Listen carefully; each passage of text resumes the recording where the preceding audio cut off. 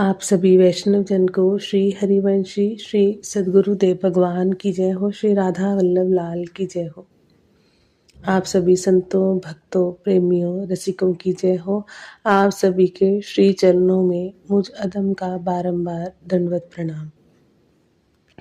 महाराज श्री की कृपा से, उनके श्री चरणों के बल से आज हम निरंतर भगवत स्मृति कैसे हो, इस पर कथन और श्रवण कर मनन और चिंतन करने का, अपने हृदय में, अपने आचरण में इन सूत्रों को उतारने का गुरु कृपा से प्रयास करेंगे। निरंतर भगवत स्मृति कैसे हो। स्मरण के लिए प्रयास की कोई आवश्यकता नहीं रहेगी, किंतु जब तक घर आदि को अपना मानते रहेंगे तब तक स्मरण में भूल होगी ही। जैसे जैसे हम किसी धर्मशाला में ठहरते हैं तो ये बात जच जाती है कि ये धर्मशाला हमारी नहीं है। इस प्रकार घर में रहते हुए ये बात जच जानी चाहिए कि ये घर हमारा नहीं है, यहाँ तो थोड़े समय के लिए हम रहने आए हैं। इस बात को बहुत ही दृढ़ता पूर्वक पकड़ लेना चाहिए कि ये घर मेरा नहीं है, धन आदि पदार्थ मेरे नहीं है, परिवार मेरा नहीं है, ये शरीर भी मेरा नहीं है, ये तो थोड़े समय के लिए मिले हुए हैं।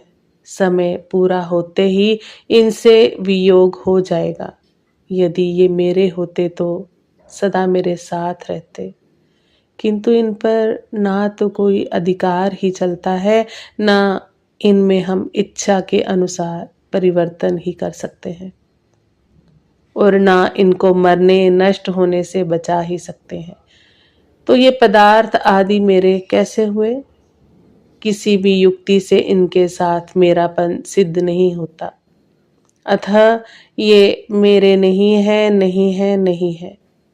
मेरे तो एकमात्र भगवान ही है, क्योंकि भगवान पहले भी मेरे थे, अब भी मेरे हैं और आगे भी मेरे ही रहेंगे। सांसारिक पदार्थ पहले भी मेरे नहीं थे, आगे रहेंगे नहीं, और वर्तमान में भी इनसे निरंतर ही वियोग हो रहा है। संसार के साथ कभी संयोग है ही नहीं और भगवान के साथ कभी भी योग है ही नहीं। भगवत प्राप्ति की इच्छा कभी भी मिटती नहीं। मनुष्य चाहे इस बात को माने या ना माने, किंतु उसका